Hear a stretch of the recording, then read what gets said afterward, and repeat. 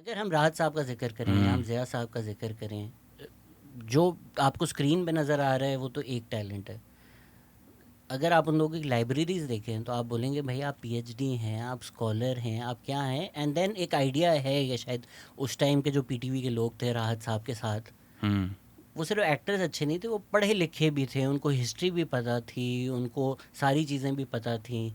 तो ये भी हमारा जो एक स्ट्रगल रहा है कि अगर एक्टर्स आए बोले भाई मुझे शेक्सपियर पढ़ने की क्या ज़रूरत है, हम्म। मैंने तो एक्टिंग करनी है। तो आपकी क्या राय है? व्हाट पहले उन पर आ जाते हैं, what set do you feel like कि कुछ अलग था वाकई जेन्युइनली राहत साहब और बिल्कुल उस थे। जनरेशन में? एक तो ये कि खैर मैं राज साहब को तो बिल्कुल भी नहीं ऐसा कोई खास नहीं जानता था, सिवाय ज़ाहिर धूप किनारे वगैरह देखा हुआ था, तो उनको एक अच्छा एक्टर मानता था मैं। मुझे नहीं पता था कि उनका कोई और भी इतने पढ़े लिखे आदमी हैं, पढ़ाते रहे हैं। सो एक टाइम पे तो आई वाज मतलब मैं उनको बहुत ही ज़्यादा आइडलाइज़ करता था। और जिस बारे में बात करूँ उस बारे में वो कुछ ना कुछ दुनिया की निराली, मतलब उनकी क्लास में हम सेकंड लॉ ऑफ थर्मोडायनेमिक्स पर भी डिस्कशन चल रहा है।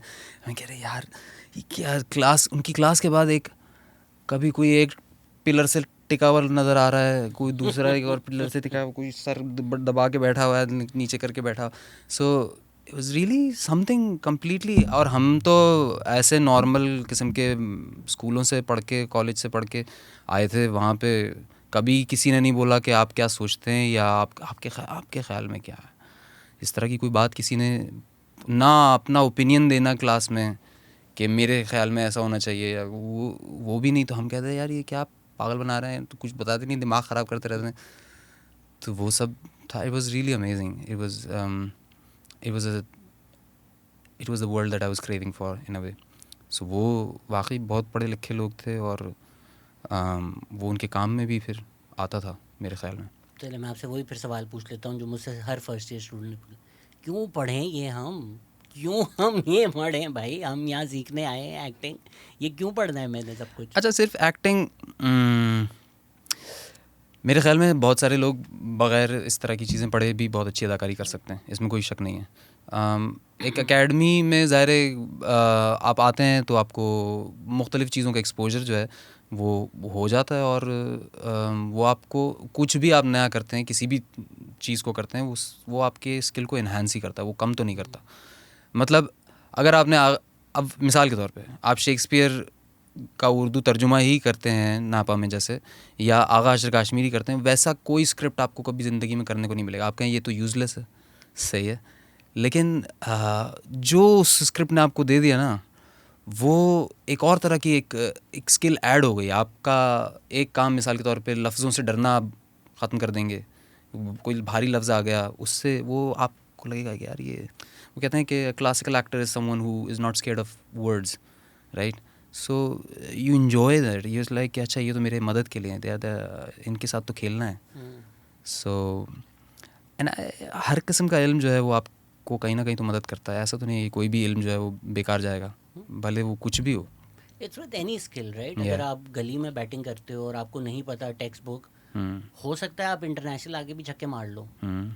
बट खुद कल को कोई टेक्निक में मसला आया तो आपको भी नहीं पता होगा मेरा मसला है क्या। हम्म। तो यस, नहीं तो क्रिकेट में तो हमारे कितनी बार मैंने देखा है, लेग बिफोर विकेट हमारे बॉलर्स को नहीं पता होता एग्जैक्टली किधर। वो अभी वो याद नहीं है आफरीदी की एक वीडियो आई थी जिसमें वो होता क्या है? होता क्या है, लेग बिफोर लेग विकेट क्या बिफोर होता विकेट क्या है? होता बताओ यार, है। कोई 400 विकेटें हैं इस आदमी की, इसको पता ही नहीं तो एलबीडब्ल्यू का कई फुल बार तो फॉर्म उनको क्या है। नहीं पता कि भाई वो लेग साइड से बाहर पिच कर रही है तो अपील नहीं करनी है, फ़ायदा नहीं है उसका कोई वगैरह। सो या it's I think it so makes वो अ डिफरेंस। वही that is what I feel happens in acting as well right, कि बहुत सारे एक्टर्स होते हैं जो अपने डिफ़ॉल्ट बना लेते हैं। जो आपने अगर टीवी ड्रामे में भी देखा होगा, क्या करना है, रोना है ना इस सीन में, क्या करना है सीन में, ये करना है। अब उन्होंने अपने समझे सांचे बनाए हुए, और वो नेचुरली उनको आती है एबिलिटी, और वो वहीं से निकाल लेते हैं। तो कभी कुछ डीप करना हो तो उनको भी नहीं पता होगा कि यार क्यों मेरी परफॉर्मेंस अच्छी नहीं हुई। I think studying sort it of is might true help but do that. The other side is also true. मतलब बहुत सारे इंटेलेक्चुअल भी होते हैं फिर, जो कि उनको लगता है कि अब उनको अदाकारी आ गई है कि उन्होंने बहुत सारी किताबें पढ़ ली हैं, और देयर इज़ नो कोई सिंपल रास्ता नहीं है फ्रैंकली। मुझे तो नहीं लगता कि किताबें पढ़ने से आ जाएगी या किताबें पढ़ने से नहीं आएगी। मुझे ये ज़रूर लगता है कि ख़ुद के ऊपर काम करना ज़रूरी है। और उसके कई सारे तरीके हो सकते हैं। वो अगर आपको लगता है कि यार मुझे किताब के रास्ते काम करना है अपने आप पे, तो वो किताब के रास्ते हो जाएगा। किसी थिएटर ग्रुप के साथ अटैच होके उनकी प्रैक्टिस देखते हुए काम करना है। So training is important but not necessarily कि वो हर आर्टिस्ट अपना एक सिस्टम बनाता है ना काम करने का। तो कोई शॉर्टकट तो नहीं है, लेकिन कुछ चीज़ें हैं जो कि लोग कहते हैं कि this might help, right? So if you are struggling then maybe pick up a book, maybe go कि किसी डायरेक्टर ने, राइटर ने, एक्टर ने कुछ कहा है, it might help. At the end of the day तो अपने पे ही काम करना है। आप अगर हैमलेट पढ़ रहे हैं just for the sake of it, एक लाइब्रेरी में पढ़ के डाल दो, that's not enough, right? But then you start thinking about, अच्छा यार हैमलेट की क्या क्राइसिस है, हैमलेट की क्या एग्जिस्टेंशियल क्राइसिस, टू बी और नॉट टू बी का मतलब है क्या। उसमें जब आप जाओगे और फिर नॉट जस्ट लिखना शुरू कर दो, वो एक एकेडमिक साइड है, then you go and try and embody that every day. फिर वो ये जो लोग बातें करते हैं कि यार मेथड एक्टिंग, उस पर आते हैं शायद, बट उस कैफियत से गुजरना, वो अपने जहन पे तारी करना, eventually going through that process will help you discover more about yourself, which will then help you in your future acting craft. Overall मिसाल के तौर पे एक बात है, आपको टेनिस खेलना है, आपको टेनिस खेलना पड़ेगा और आपको टेनिस देखना पड़ेगा, सही है। If you want to act, read the plays, watch movies. जो अच्छा काम है, अच्छा काम देखना पड़ेगा, अच्छा काम सीखना पड़ेगा, अच्छा काम पढ़ना पड़ेगा। सो इफ़ यू थिंक कि आपको नहीं पढ़ना, उसका कोई अच्छा स्क्रिप्ट पढ़ा ही नहीं है, तो you are not even expose to the depth that is possible. So definitely उससे फ़र्क तो पड़ता है। आपका क्या राय है पाकिस्तानी ड्रामा इंडस्ट्री में general?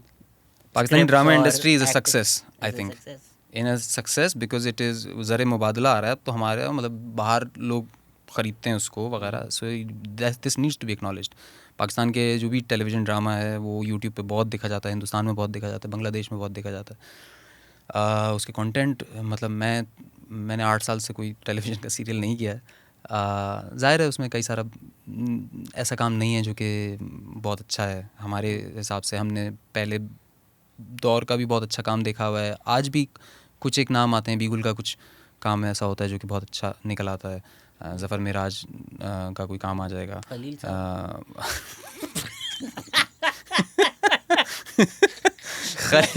Khalil sahab is a success story. Khalil sahab unfortunately is a success story है। उनका सक्सेस तो हमने देखा था, ऐसे ही है। उसकी सक्सेस की तो एक वीडियो भी है, बिल्कुल, वेरी सकिंग सेक्स। लोग आपको एक मुहज़्ज़ब अदाकार समझकर यहाँ हमने बुलाया था। हाँ, ऐसे ही है मैं। अच्छा, इसको दूसरी तरफ से लेते हैं, दूसरी तरफ से इससे डिस्कशन करते हैं। Khalil sahab is considered a great writer. मेरी नज़र, मैंने उनका बहुत ज़्यादा काम नहीं देखा, बट जिस वजह से is considered a great writer, इसके वो बड़े ना कोई एक हैवी सा शेर आ जाएगा बीच में।